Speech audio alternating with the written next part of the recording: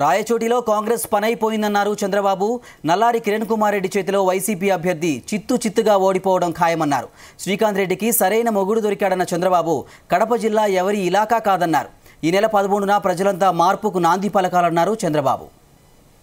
ముఖ్యమంత్రి కావాల్సింది ఒక ప్రజానాయకుడిగా ఉండాలి, ఉద్యోగాలు ఇచ్చే నాయకుడిగా ఉండాలి, ప్రాజెక్టులు కట్టేదానికి నాయకుడిగా ఉండాలి, రైతుల ఆదాయం పెంచాలి, ఈ పేదవాళ్ళ జీవన ప్రమాణాలు పెంచాలి, మా పిల్లల భవిష్యత్తు బంగారు భవిష్యత్తు చేయాలి, ఈ పిల్లలు బాగా చదివించాలి. అలాంటి వాడు నాయకుడు. కానీ ఈరోజు బటన్ నొక్కుతున్నానంటే ప్రధానమంత్రి కూడా బటన్ నొక్కతానే ఉంటాడు. ఆయన ఎప్పుడూ చెప్పాడా అని మిమ్మల్ని అడుగుతున్నా.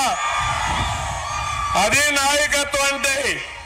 ఈరోజు మన మేనిఫెస్టోలో నేను తీసుకొచ్చింది ప్రతి ఒక్కరికి పింఛన్ తీసుకొచ్చాం.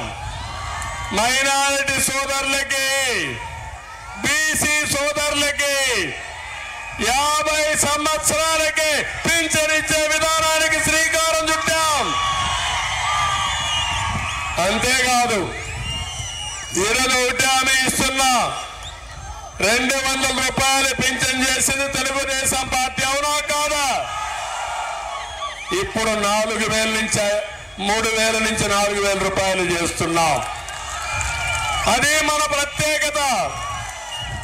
వైఎస్ఆర్ కాంగ్రెస్ పార్టీ చెప్పింది 2028కి 250 రూపాయలు వేస్తారంట, 2029కి ఇంకొక 250 వేస్తారంట.